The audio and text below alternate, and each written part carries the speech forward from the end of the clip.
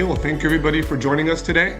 My name is Jose Lamas. I'm the head of sales and business development at RiskRater. I've been with the organization now for 3.5 years, coming up on 4 years. We've had a series of different demos and webinars the past several months, and you're all looks like you're part of RiskRater history today. This is the most we've had in one of these, so I really appreciate it. We're up over 85 participants today. We're going to talk about FinCEN's new AML CFT risk assessment requirements. As you know, regulators are now looking for a more standardized risk assessment across the industry, using a more quantitative, objective methodology, as opposed to a manual qualitative approach that we see a lot of prospects and clients formally do. Hiram Amor, who's on the panel, he's a co-founder of RiskRater. Someone who's been in the financial industry for over 25 years. He'll walk you through some slides on FinCEN's national priorities and their latest issuances that we've seen them roll out the previous 6 to 8 months. Then we'll dive into a brief demo of RiskRater, which is our automated BSA AML risk assessment solution. And we'll end the session with a Q&A period. Please feel free to send questions in the comments section of the Zoom, and we'll try to answer them as we go along. If not, we will get to them hopefully at the end of our Q&A period. Worst case scenario, we will get to you directly to answer any outstanding questions. And also there'll be a 3 or 4 question survey at the end. If you don't mind just entering those questions, that'd be greatly appreciated. So without further ado, I'll hand it over to Hiram. Take it away. So thank you very much, Jose, and I'd like to thank everybody on our presentation today. We really appreciate the support and the participation. As Jose said, we've been doing some of these throughout the year, and we're very appreciative of the fact that folks are returning and getting a new audience. So that really helps us dramatically. I think we have somebody on, yeah, if you can get on mute. Okay, so I'm going to share my screen. As Jose said, I'm going to first go over the AML CFT priorities under the proposed rule, FinCEN's proposed rule, and how that's changing the risk assessment and the expectations around risk assessments per se. So allow me, I'll just share my screen. Okay, perfect. So just wanted to start with a recap. So obviously money laundering continues to be a major problem.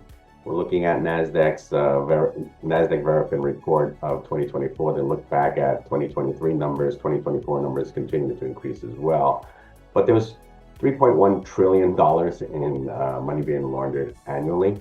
The estimates around these different categories, which have been basically included in the new national priorities, we're looking at $346.7 billion in human trafficking, 782 or 83 in drug trafficking, and 11.5 billion in terrorist financing. Regulators have fined financial institutions last year for about $4.6 billion.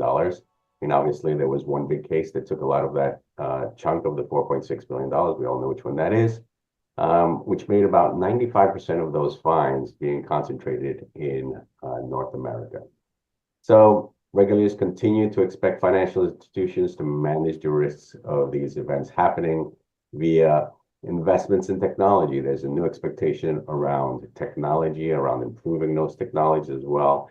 Then obviously the people, the quality of the people that you have in the areas and training and ongoing training.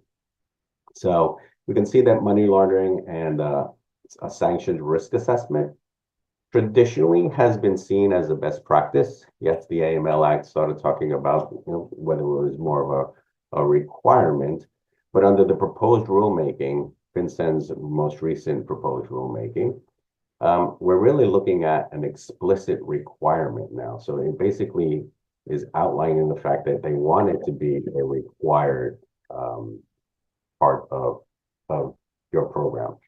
Not only a part of it, but really a foundational component to it. So we can see regulatory expectations have really been changing. If you start looking at the initial focus prior to the 2000s, it was really about basic record keeping, compliance with the reporting rules that were basically set out. During the 2000s and the 2010s, you're starting to look at the introduction of customer-focused risk assessments and more dynamic AML programs. expectations around that were that they would be much more dynamic and would have more requirements. Post 2020 now with the AML Act, we're really starting to look at an emphasis on how we're integrating government policies, government priorities primarily, that they be flexible, that they're innovative, and more of an outcomes-oriented compliance experience. So what you're really seeing is this evolving framework or the evolving expectations demonstrate that there is, it's a basic reflection of the increasing complexity of AML-CFT and the growing importance that they're giving to risk-based, technology-driven approaches. So let's take a look at the AML Act of 2020 and some of the expectations or some of the commentary around risk assessments per se. So under the AML Act, there is a strong emphasis on risk assessments and how we integrate those risk assessments into the national AML-CFT priorities. So it first establishes those priorities. So it requires FinCEN, in consultation with regulators and national security agencies, to issue the national AML-CFT priorities. So it outlines 8 of those national priorities, but it leaves it to FinCEN to actually set those out, right? To actually put them into the rules. So these priorities were obviously looking at corruption, cybercrime, including cryptocurrency misuse. So you can see, obviously, we're looking at new things in the market, new innovative products and services, new risks that are emerging, especially around crypto. So your AML risk assessments would have to take into account these new growing products and services and the use of those new growing products and services by your client base. Even though you don't offer crypto, perhaps your client is involved in crypto investments. So, what is happening in the cryptocurrency space? How is that affecting cybercrime? Obviously, terrorism and proliferation financing continues to be a focus. Transnational organized crime, drug trafficking, as always. Human trafficking and smuggling keeps getting an increased focus within the new rules. Fraud and emerging threats as identified by Treasury. And the expectation is that these priorities be incorporated into your AML programs. And whether you incorporate those, well, into your risk assessments and your AML-CFT programs. And very clearly, it says that the examiners will be assessing whether you align those programs that you have with those specific priorities. Then it talks about some additional language around periodic updates, because we never really had clear guidance on periodic updates, and we're kind of getting there still. So it says that those priorities, at least the national priorities, will be updated every 4 years. And so there is an expectation that as those priorities are updated, that financial institutions also have to kind of update their programs to align themselves with the new publication of priorities if they should change. But there is commentary around the fact that institutions are expected to revise their programs accordingly, not only to those priorities, but interesting that they would say, financial institutions also have to adjust them to evolving risks. So the terms of evolving risks are starting to be used here. So what are evolving risks, or what are we talking about when we reflect or when we think about evolving risks? So provisions related to revolving risks within the Act, Section 6101 mandates that your risk-based AML-CFT programs are reasonably designed to address current and emerging threats. And emerging threats can come from the inside or it can come from the outside. If there's industry-wide emerging threats, those need to be taken in consideration. So you have to look at your risk environment. You have to look at the new topologies that are being put out there about money laundering or advancements in technology. So for example, obviously new technology or the use of new technologies by threat actors will increase the emerging threat. And that would mean perhaps you have to adjust your program as well to say, well, the impact of these increasing threats may have an effect within my risk assessment. And so you have to adjust based on what you're seeing outside. Then it has to integrate the national priorities that we said that are being updated every 4 years. And then periodic updates to your risk assessments. So update your risk assessment on a periodic basis to reflect changes in what? In your customer behavior or the profile of your customers and the products and services offered. And this is pretty much standard best practice so far. The geographic exposure, but it also makes sure to specifically state the emerging threats identified by regulators, law enforcement, or internal monitoring.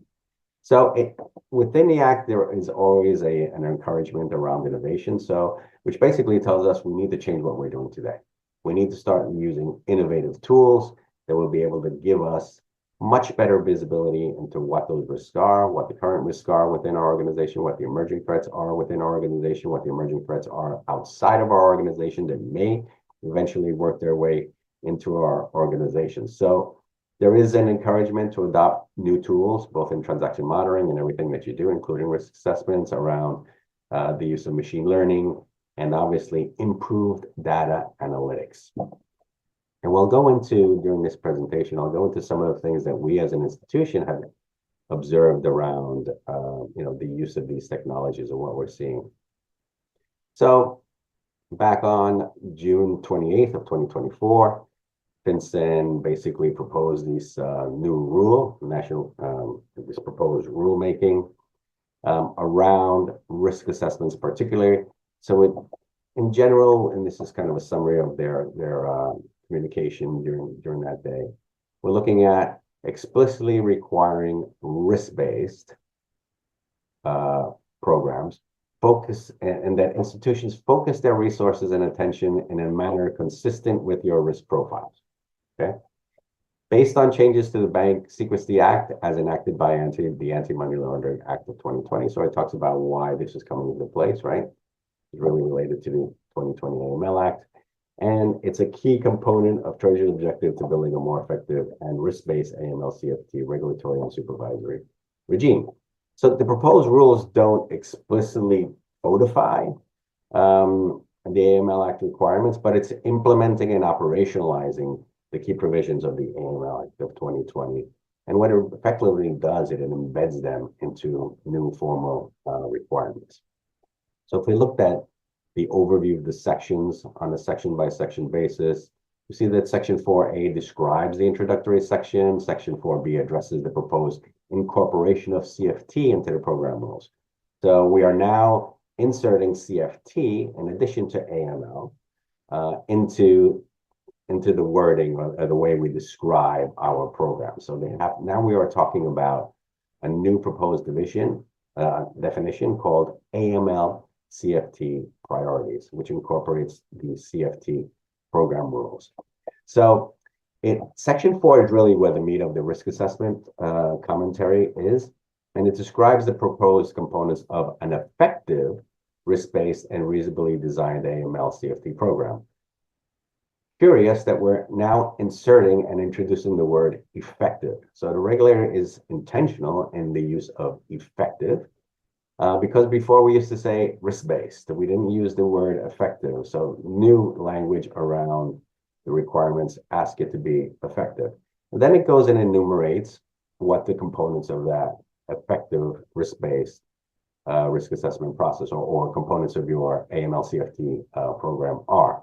So the first one, and this is not by accident, right? So the first one on the list is a risk assessment process that would serve as the basis for the financial institution's AML CFT program. So what FinCEN is clearly saying is, at the beginning of everything, as the foundational component of your AML CFT program, you have the risk assessment. So the risk assessment comes first in this, what they are now calling a process. So this is another key nuance here. So we are not talking about risk assessment. We are now focused on a risk assessment process. That we actually print a risk assessment or we do a risk assessment during the year or during the periodic reviews that we're doing is a component, right? We actually do an assessment, but it's more interested in looking at the risk assessment process. And that would serve as the basis for everything that you do going forward. How you create your program, what internal policies you're going to put in place, what controls you're going to put in place. So the risk assessment is really informing all of those internal policies, procedures, and controls. The third point is a qualified AML CFT officer. Talks about different elements of what qualification are, but you'll see that now we're inserting CFT. It's now an AML CFT officer. And then we're talking about employee training, like just like we did before. So points 2, 3, and 4 aren't different. Neither is point 5. But you have number 4, where we're actually inserting ongoing employee training that has to be focused on areas of risk as identified by the risk assessment process. So again, we have process here. So other components, periodic and independent testing, and other components depending on the type of financial institution, such as CDD in the case of banks. Section 4E describes the requirements that you have a documented AML-CFT program that you can make available to relevant agency, and Section F covers board approval and oversight. So far, it was open for commentary, obviously. So far, the FinCEN published on their site has received 88 written comments that were submitted by the September 3rd, 2024 deadline. Now, those comments aren't single institutions. There are obviously some associations that have submitted their commentary, so it's not just 88 single institutions. So let's talk about that risk assessment process.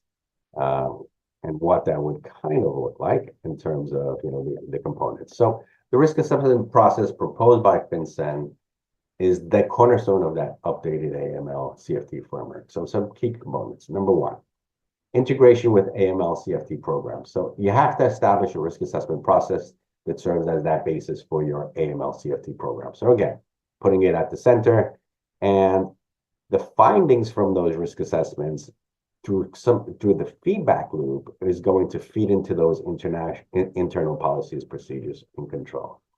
Number 2, comprehensive evaluation of the money laundering and terrorist finance risk of the institution based on its own business activities. So based on what you do as a financial institution, it has to be risk-based, and it involves identifying, evaluating, documenting specific money laundering and terrorist financing risks that your institution faces in particular. So you have to consider, obviously, your unique activities. So when you're looking at a risk assessment, you have to make sure that it's tailored to everything that you do specifically, the products and services that you offer, the distributions and channels through which you offer those products and services, your customer base, the intermediaries that you use, geographic locations of the operations, and geographic locations of your clients. So the risk assessment must also align with national AML CFT priorities. It has to be dynamic. So we're talking about dynamic and periodic updates. So you have to update your assessment periodically and whenever there are material changes to your risk profile.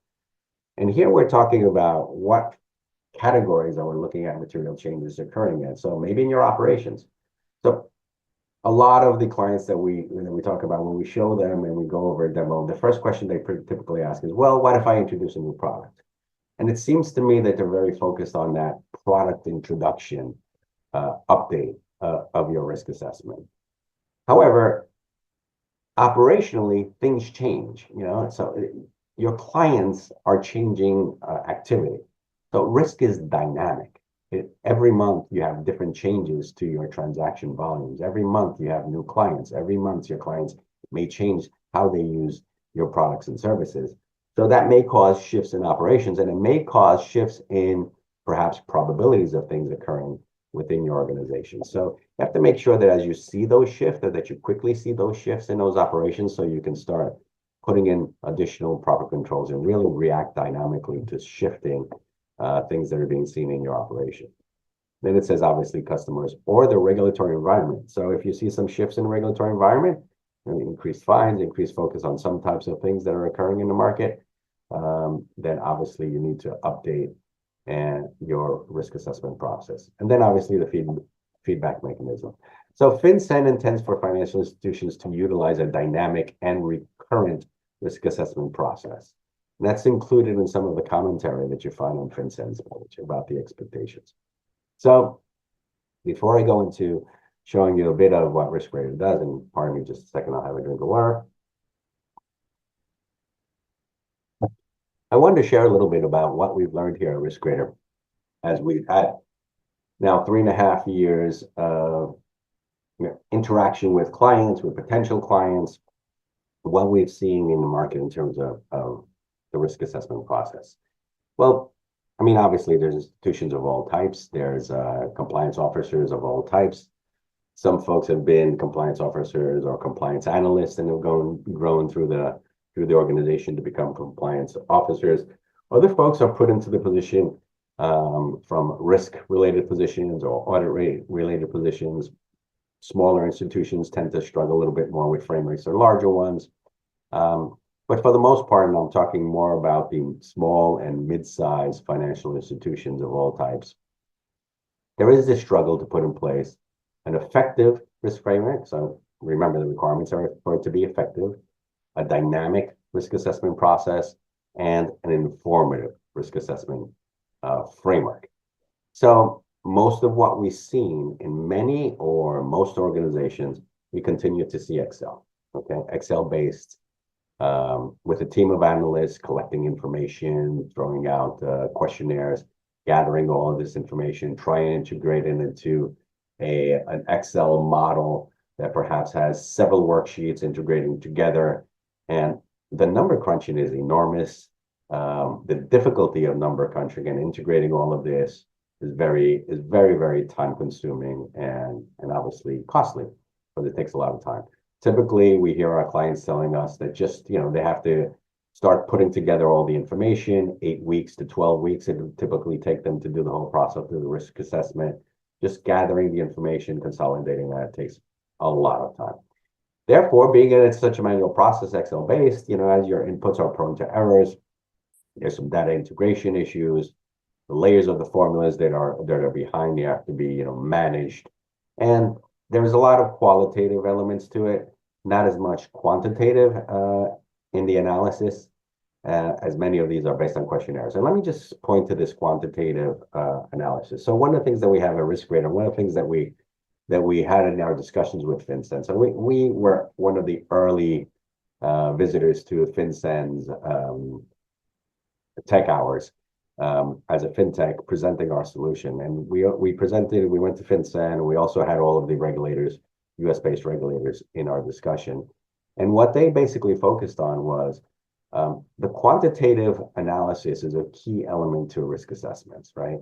And we follow, and we told them that we have this bottom-up approach where we are basing our analysis on true activity, okay? So it's very quantitative, it's a bottom-up approach. And their response to us was, that's great, because this is the way a risk assessment needs to be done.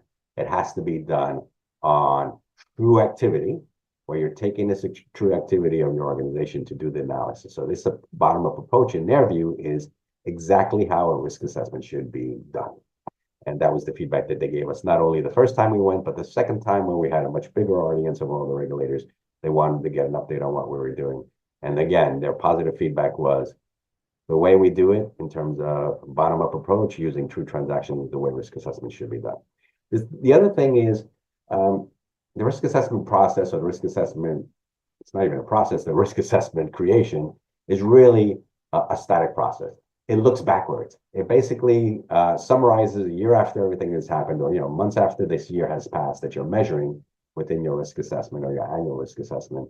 It's telling you what you did wrong. But it really isn't that much of an opportunity throughout the year to start seeing those emerging risks. So it's kind of a one and done process, folks. I've seen banks that have been behind on risk assessments for years, and to them it seems like a tick the box exercises, but that's not the purpose of the risk assessment. It's not something that you do afterwards and tick a box. It's something that you should be doing to have a forward-looking view as to what you need to do and identify emerging risks throughout the process. So this one and done approach has limited value. And you have these stagnant reports that really are limiting what you're really getting out of it. And then most of the program, obviously, they're Excel spreadsheets, but there's a lack of actionable insights. There's limited tracking of emerging risks. There's limited data analytics in these things. Obviously, risk, if you're doing it on an Excel spreadsheet, yes, you can create some tables. Yes, you can use some pivot table analysis, but it's limited. It's really not, you really don't have business intelligence tools or powerful business intelligence tools typically in risk assessments. there's no forecasting capabilities typically as well. So what we like to say is, risk rater really does away with a lot of those issues. So you no longer need to struggle with putting into place an effective dynamic and informative risk assessment framework. So we can do it much faster. We can do it much cheaper. And we're faster than Excel-based approaches. It frees up your resources. You can do it more often. You can run assessments as often as you'd like. Our base proposition allows you to run risk assessments every quarter. And I'll show you a little bit of that in a second. But we have the qualitative and quantitative components that are transactional based, and that leads to error-free processing and is the regulator preferred methodology, as I mentioned. But risk raters will give you a dynamic, proactive model. So you'll be able to update it on an as-needed basis, making it a dynamic process. You'll see actionable insights through our reports and our business intelligence capabilities. You'll be able to do scenario analysis. So you can go back, you can feed, data around a new product perhaps that you want to introduce. You can put in hypothetical data on what those products and services would be doing in terms of their activity, and you can run a model assessment, if I can say it that way, or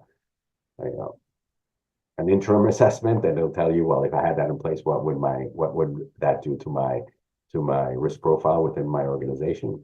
And you can view and model not only those new products and services, but you can see the effect of changes in your control environment. So if you were to implement new controls, how would that really affect your scores on that risk assessment? So I'm going to go into the demo now. And what I'd like to do as I go into the demo. I'm sorry, Jairo. Hi. You have 4 questions. If you can answer them prior to going into our demo. Okay. I'll read them for you, Jairo. Yes, please. Yeah, the first one here is, with the new administration, if all financial institutions should expect a 4-year reprieve from these regulations. To be frank, I probably don't think so. With the new administration, I think, obviously, it's just an opinion. Again, this is just my personal opinion. I don't think you'll be expecting a 4-year reprieve. I think the intent around, especially around terrorist financing, which is a big part of preventing terrorist financing and money laundering, is a big part of the agenda of the new administration as well as the old administration. Clearly, what we're expecting is when the new rules come out in 6 months, we're expecting implementation date. That's what it effectively says, that after the proposed rules are issued, you'll have a 6-month period to comply. So the commentary period ended in September. We're just waiting to see what the responses are. Let's assume there's the responses 6 months after that, or the proposed rule is actually rolled out 6 months after that. That would make March. So sometime before year end or early next year, we'll be expected to meet the requirements. Yes. Any other question? Yeah, sure. I'll read you one more. Most firms do a risk assessment and use it as described, but as this is a proposed rule, there is presumably no current requirement to include newer aspects. For example, ensure the assessments reflect national priorities. It is a best practice, but not quote unquote law. So do you think examiners will write up noncompliance with the proposed rule? Yes. So the proposed rule, and we'll see how it ends, right? But it explicitly mandates the risk assessment. So that's the difference, right? Before it was best practice. Now we're looking at explicit mandate of a risk assessment with the features that I basically, or with the requirements that I basically have outlined so far. Let me just stop the share here, and let me go into my. Do you have any best guess, Jairo, on when this proposed rule will be finalized? That's what I said. My estimate is definitely before, well, hopefully before year end. 6 months after the comment period, it takes us to March. So anytime between March and the end of the year, I'm expecting something to come over. So we'll basically see, and I'll just see how fast they can do this with the change in the new administration. Okay, let me just share my screen and go into the demo. and do a quick overview. So as we look at the demo, please, I mean, obviously we're demoing a product, but do you see the risk grader page here? Okay. So what I want folks to keep in mind is, obviously we're demoing a product that we believe, we're sure incorporates all of the requirements here. But just to kind of, for the small and medium-sized banks, as I go through this, that you take a look at what you have today, and the requirements that you're going to be asked to meet. So whether you use our product or not, I mean, obviously these are the features, and obviously we'd love you to use our product and subscribe to our product. But these are things that you need to have and to take into account to be able to meet the requirements of the new proposal. Okay, so what I'm going to do is, this is basically a landing page. If you were one of our clients, you would be able to see all of the risk assessments that you've done at the frequency with which you have done them. So as I said, and we keep your information for 3 years. If you're an organization and you're doing a risk assessment, our software allows you to do risk assessments every 3 months during our base product offering. So you would be able to see and go back to all of your risk assessments. So you see Clover is a demo account, and they've done many, many risk assessments. We've kind of tested these often, but let's assume you did several of those risk assessments. You'd be able to go back and refer to them. You'd be able to go back and show your regulator the results of those risk assessments as you went through them. I'm going to go into here and kind of talk to you a little bit about what Risk Radar does. So the first thing is, first challenge, a proper framework, right? So behind Risk Radar is 20 plus years of work creating risk assessments, doing them on Excel spreadsheets. So one of our co-founders, a company called CSNB, founded by Ana Maria Alba 20 plus years ago, 25 plus years ago, has been working in the financial industry for that amount of years, specifically in compliance, has done hundreds of risk assessments, has met with hundreds of regulators, and had really, over time, she's developed a methodology that's been incorporated into Risk Radar, and it's constantly being refreshed based on new information, based on new risks.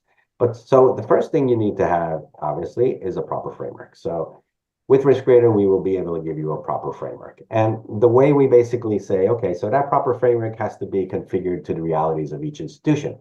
So when you become a Risk Radar client, you will have to first configure the tool with a very simple process. So what you're basically going to do is, when you get into our initial screen, you'll find these boxes that, even though we're in demo mode and some of these things have been filled in already, normally these windows will be collapsed, but you'd set up Risk Radar to the realities of your organization. So for example, we want to know what products you offer. We want to know what services you offer, and we want to know through which channels you offer those products and services. So it's a very easy configuration process.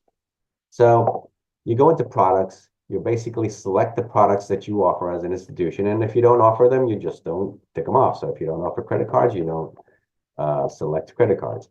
But every time you select a product, we'll give you a drop-down box with some very simple yes or no questions designed around us understanding a little bit more about that specific product and any limitations that you may have in the use of those accounts. So for example, if you offer a demand deposit account and you don't allow teller-based cash deposits, such as in my case, Bank of America, where I have my account, they don't allow anybody except me to deposit cash at the teller.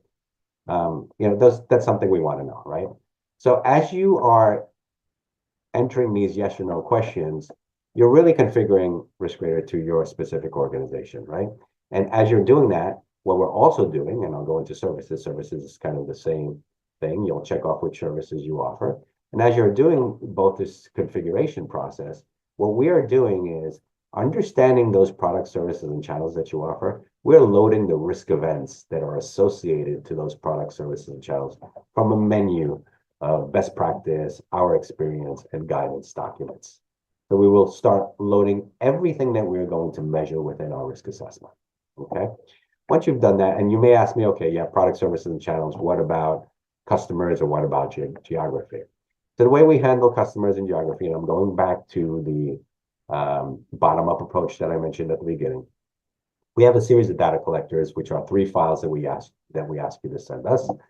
And within those files, you have a product file, you have a service file, and an employee file. The most important of these two would be products and services files, where you're giving us information on the risk profile of your clients, and you're also giving us the full transactionality of your institution. We normally are able to extract these files from your transactional monitoring system. We've integrated with several, including Verifin, Monitor Plus, ECS Ocean Systems. We're already integrated with those, so we can grab those files out of those systems.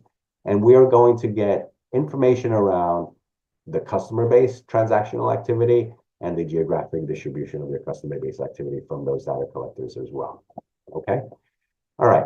So we have all the information. We've customized this. Now we're going to have to look at, now let's go into the event configuration part of these things. So we're going to look at how we're going to calculate inherent risk. And in the inherent risk calculation, we obviously have probability and impact. So first thing we're going to do is we're going to configure impact values. So now that you've entered your product services and then we have the information from you, you'll be able to go into this risk event impact value field. And now we are listing the risk events that we've identified for your particular institution, okay, within the full menu of possible risk events that we've seen, okay?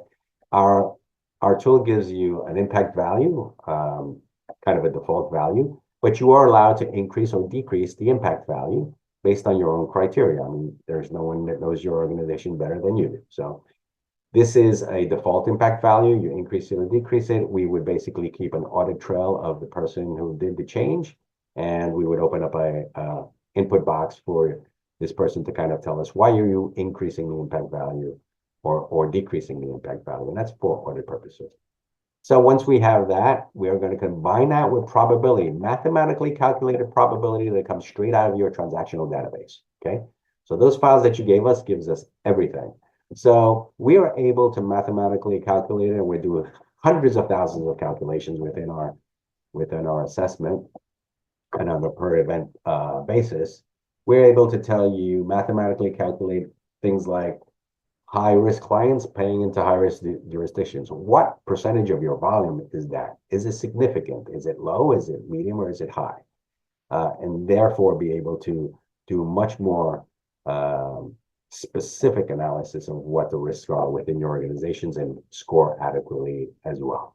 Okay, so once you've done all of that, we want to go and look at your control environment. And what we have here is mitigating factors. The way we do that is knowing your risk events, we're going to take you to mitigating factors, and we're going to give you a menu of mitigating controls that should be present within your organization to mitigate those risk events that have occurred.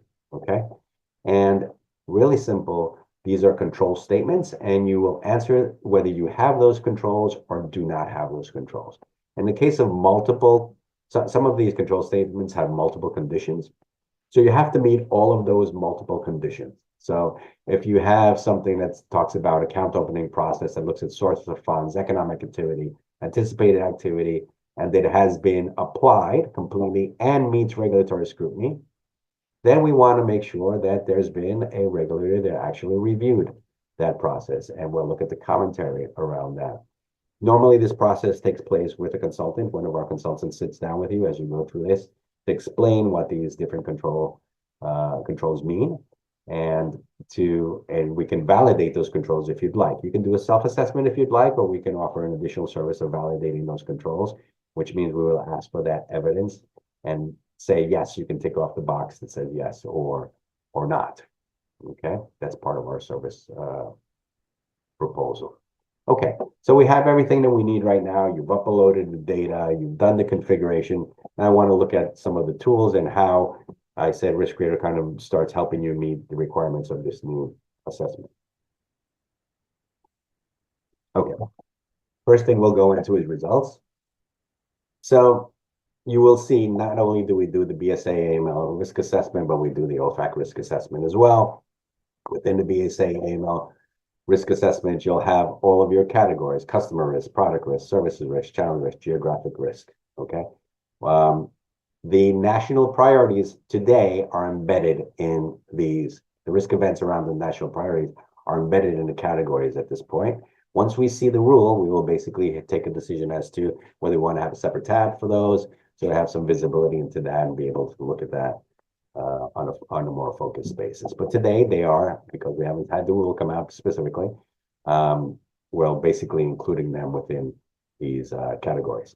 So the first thing you'll see is at a category level, you'll be able to see your scores, your inherent risk score, your residual risk scores, okay? Very quickly, based on the coding, you'll see whether you're doing well or you have some problems around specific categories. So you'll see the scores for your customer base, for your product, overall product category, services category, channels category, geography category. And at the high level, you'll be able to see your institutional scores, okay? Now, what I'm showing you right now, you can do every 3 months with new data, okay? So if you use our base proposition, you can feed more data, you can see how your scores are changing and get that dynamic requirement checked off, right? So you want it to be dynamic, you want it to show you how risk is evolving over time. Do you want it to show you emerging risks within your transactions? That's the way you do it with RiskRater. Do it more frequently. Instead of waiting a year and having a consultant come in or doing a risk assessment report at the end of that year to point out your flaws, the way you do it is you come into RiskRater, you do these often, you look at everything I'm going to show you here, and you start looking at how you can improve your risk posture over that year period so that when the year ends, you're in a much better place. Okay, so we saw the high-level scores. You'll see scores at the specific event level. So let's look at customer risk-related scores. You'll be able to have a probability analysis and impact analysis for each one of your risk events. The inherent risk score, I'll go to mitigating factors in just a second. We'll just explain what this means. The effectiveness score of those controls, and it's based on combination, probability, and a slew of factors within our model. And then all your products will have their own specific categories and risk event scores. All of your services will have their own categories and risk event scores. Same thing with channels. Geographic risk is one category by itself, okay? So what you want to start looking at is how you can improve. So now RiskRater also offers lots of tools to help you understand how you can improve over time, how you can take proactive steps to improve your risk posture and your risk scores. So this iterative process of improvement that's embedded into the spirit of the law is already taken into account with the RiskRater tool. So what you would do basically is perhaps you want to go to look at a moderate high, for example. Here's a high inherent risk risk event with a moderate high residual risk score. Perhaps you want to get better. You would focus first, just very quickly looking at these scores, moderate highs. Don't see any highs here in this specific category, but moderate high is something you may want to improve. What we basically do is we point out, if you go into mitigating factors, what we'll show you is, well, for that specific risk event, here's the mitigating factors that you actually apply. And here's 4 additional controls that we think you should consider going forward to further mitigate that specific risk. So we'll point them out here, okay? We have other tools that you can use to see what additional controls you might be able to put in place. So that is one way of pointing out areas for improvement. The other way is when you go to this top 5 and you find the weakest controls. What does this tab do? This tab looks across all of your risk events, across all of your product services channels, geography, and customer risk. And it takes out a top 5 areas for most improvement. Now, remember, you're doing this every quarter. So what we ask you to do is look at these top 5 on a quarterly basis. It points out the ones that you should most focus on. Focus on these specific risk events first, okay? Look at how you can further mitigate these. Go into these mitigating factors. Look for suggestions, okay? And then the next quarter, and then implement controls, right? Hopefully implement controls. And if you implement those controls, the next time you run your risk assessment 3 to 6 months later, you'll start seeing improvement and you'll get new areas of focus every time you run this. So this is your constant improvement. This is your informative. This is your effective. And this is your dynamic risk assessment process as outlined by the requirements of the proposed rule. Okay, what else can you do? So once you know what you can do, you can model changes to this. So before I start looking at some of the charts that we have embedded here, you can do what if scenarios. So let's assume that I have today a score of risk profile of 420. So let's assume I looked at some of the controls that I had in place. I looked at some recommendations as to additional controls I could put in place. Now, what this tool basically does is says, okay, let's assume that you're putting into place some of those controls, right? So is there a way that I can look at what's most effective? So I'm putting in additional controls, but they don't seem, those first three that I selected wouldn't be as effective as if I had put in this control. So you'll notice when I selected this specific control, my score dropped from 420 to 394, okay? So you can do that across different categories. You can do it in the product category, in the customer base category. Look at the things that you have or don't have, and select them and turn them on and turn them off, as if you were. See here, if I put in out of control, my score would have improved to 388. Now, it doesn't change my scores. What it does is it models potential score improvements if things typically stay the same.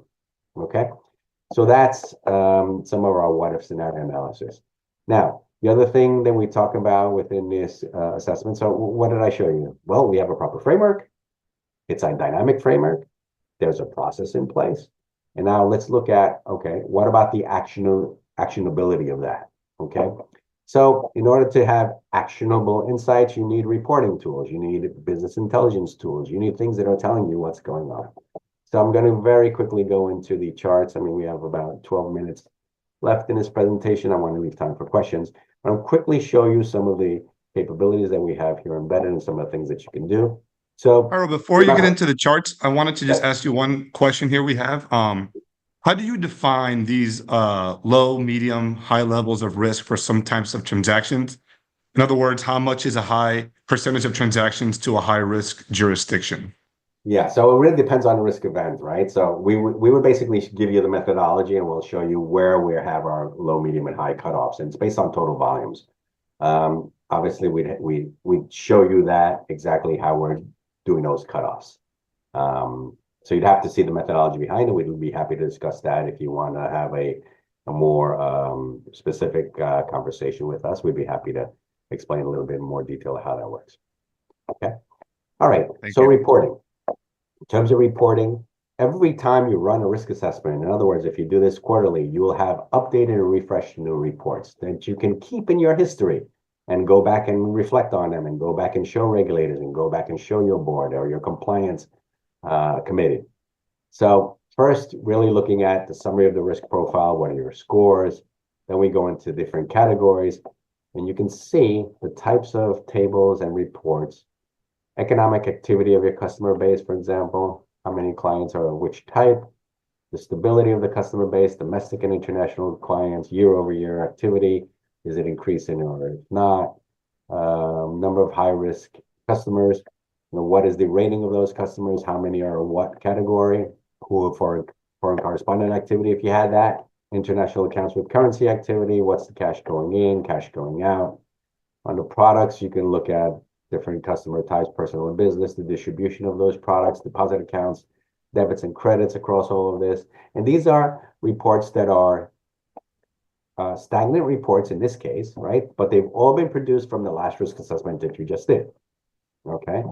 Loan distribution, quantity of risk within your products. What's that risk there? Your heat tables, the flow of funds by the products, the flow of funds through the accounts held by foreign persons and businesses, if you have any of that. On the services side, we also have service type, cash transactions, volumes, funds transfer, where they coming from and going to. Again, quantity of risk calculations for the services that are offered with all of the heat maps. And all of these are produced next day once you give us the data. So once you run that risk assessment, all of this analysis and all of this number crunching is available, and all these tables are available the next day, okay? Distribution channels, what's going on at branches, what's the quantity of risk at those specific locations, volume and value again, ATM traffic, electronic banking information, country risk distribution, country of residency of your client base, transactions with high-risk jurisdictions, summary, where they're going from and going to. At the US level, we can give you reports that are talking about state distribution or zip code distribution. So we look at high-risk jurisdictions. We've embedded the HIPAA location list as well in our analysis, so you'll be able to see that. Okay, now besides this, just very quickly, I'll show you, we also have an embedded business intelligence tool. So I often said when I was working at the banks, I was actually the head of Latin America and the Caribbean for financial institutions related to business and cash management for several large US based banks. And then I was also the head of Latin America and the Caribbean for SWIFT for 8 years. And a lot of my discussions with clients, which were banks, financial institutions, was around, okay, it's really nice. I'm trying to understand your regulatory controls. Do you have an adequate risk assessment process in place? Obviously, in the case of international traffic, we're looking at Wolfsburg questionnaire related questions. And I always said, I really wish that these institutions had a way to really show me beyond just throwing a Kroll report at me or a risk assessment report, right? And that's one of the things we took into account when we built this business intelligence tool. So here you have, at each category, you have default visualizations. We can recreate new ones for you if you'd like. You have filtering capabilities. So when the regulator comes in, and you can give the regulator a sign and view only capability as well.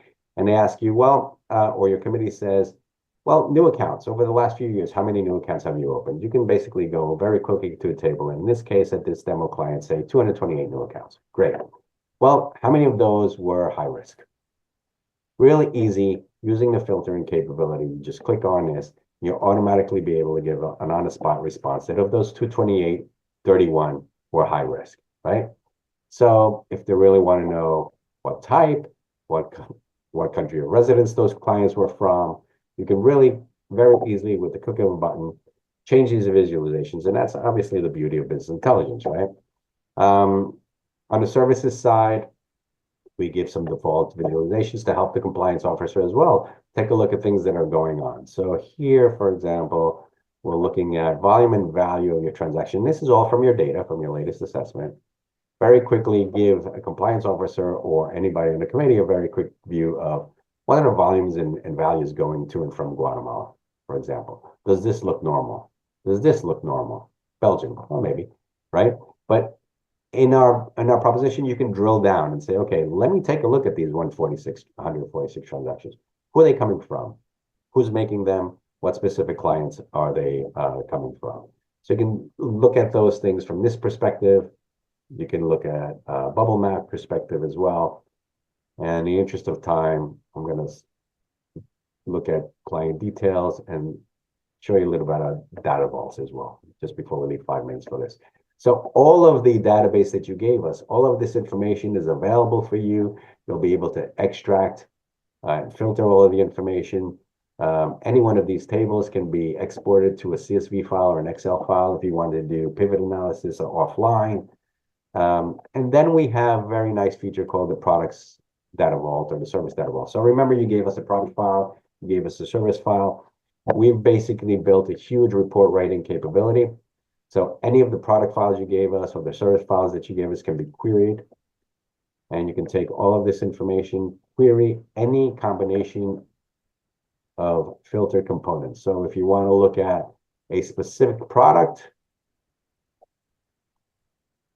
for specific clients, so how many, architectural services firms are using my demand deposit account? All of that kind of analysis you can do very quickly with the use of this product vault or the services vault as well, which really digs down into basic activity. So that's basically RiskRater. And as you can see, it's very dynamic. It gives you a proper framework. It allows you to query. It allows you to project changes. It allows you to see emerging risks because risks are dynamic. They're not stagnant.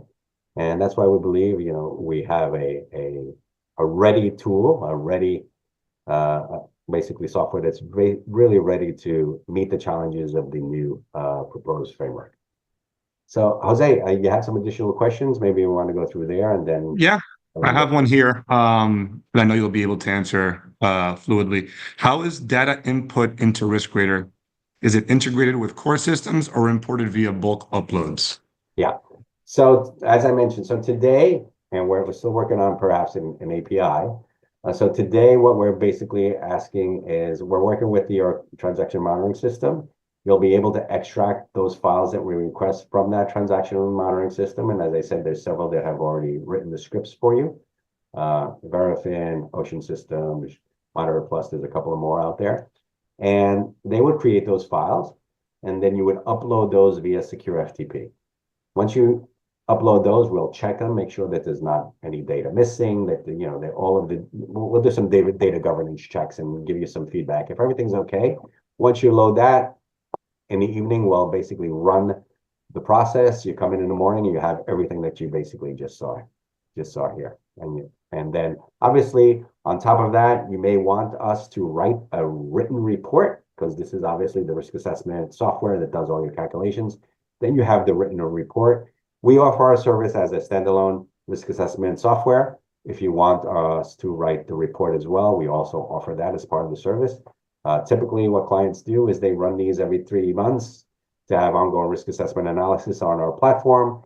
And then they ask us at the end of the year to write that final report that kind of summarizes everything that happens, so that you actually have a printed report, like most people would ask for.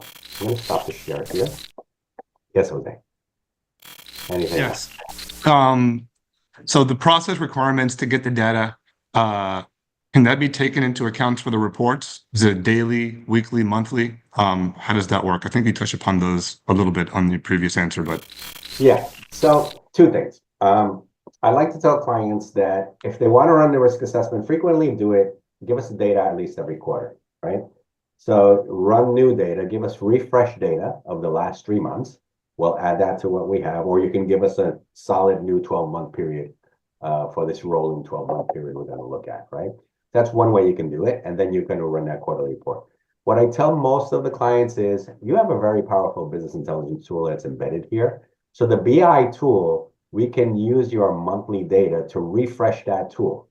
Now, what will you get from that? Well, the reality is BI can help you see very quickly what's happening on a month-to-month basis. It can also help you write reports. So today you have a committee every month. Let's say you have a committee that you have to, your compliance committee meets every month. You're busy drawing down information from your systems, creating these Excel reports, putting them together, throwing into your compliance compliance committee report. If you gave us information on a monthly basis, we can do that for you. We can basically create those visualizations for you and, you know, make your life easier. So I tell folks, give us the information monthly if you can. We'll and if you want to run risk assessments every quarter, then all you do is you tell us. I'm going to give you the information on a monthly basis, so you refresh your business intelligence reports, and then I want you to run a quarterly assessment. That's fine. We can do that. Perfect. Thank you. One more question here. Are our policies expected to be updated to reflect the terminology in place of BSA AML? Yes. I reached out to our state regulator and they were unaware of the terminology.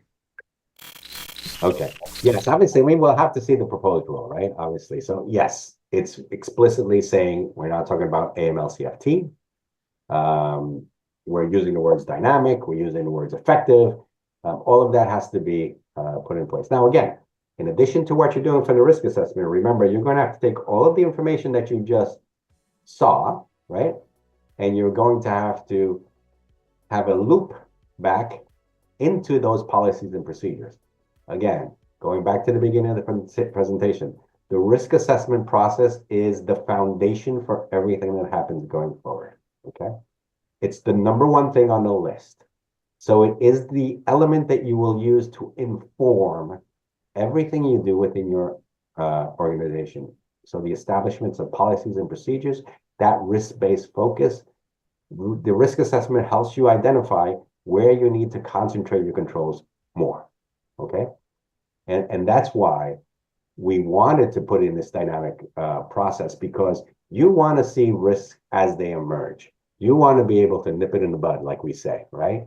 You don't want to wait a year to have somebody come in and write a report, and then guess what? Your scores aren't good. You didn't really mitigate things on time. And that's the purpose of the dynamic risk assessment. And that's the spirit of what FinCEN and the AML Act is requiring us to do. Okay, just wanted to put up one final slide. So issue. So again, first, I want to thank everybody. Does more information show up here, Jose? So I see it. Okay. So if you want more information on RiskRadar itself, this is our website here. Here's the general contact email. Then we have Jose, who's been running this call here as the RSVP of Sales and Business Development, together with his email. We'll be happy to do this again, actually go into more detail on the demo with any one of you if you're interested. And as soon as the rule comes out, and we'll actually have another webinar, we'll basically see what that final proposed rule looks like. But as we always say, FinCEN, when they throw out a proposed rulemaking, it's really more about, this is probably going to occur. So we really think that it's going to be a mandate. It's going to be a requirement. It's going to be looked at as the foundation for everything that you do going forward. And thankfully, I think we were early in the game with our software offering. We have been developing this over 3 years. We kind of saw this coming, and we're preparing to be able to give our customers and potential customers everything that they would need to be able to comply very quickly. So I want to thank everybody for joining us today. I don't know if you want to close out with the questions, any questions or the questionnaire? I think, yeah, so we answered everyone's questions. Somebody did ask a question regarding a quote for RiskRadar, and I mentioned we have a RiskRadar client profile we can send you that'll give us an idea of what products, services, and channels your organization has. Please contact me to schedule a session where I can send you that questionnaire, and we can obviously customize a one-on-one, more comprehensive conversation, and we can kind of go from there with any further quotes or the services offered and that kind of thing. So, and we'll also be able to send you this presentation and the video of today's presentation via email. Just give us a few days to get that together, and it'll be sent out to you. Thank you very much, and have a great day. Today, and enjoy your day.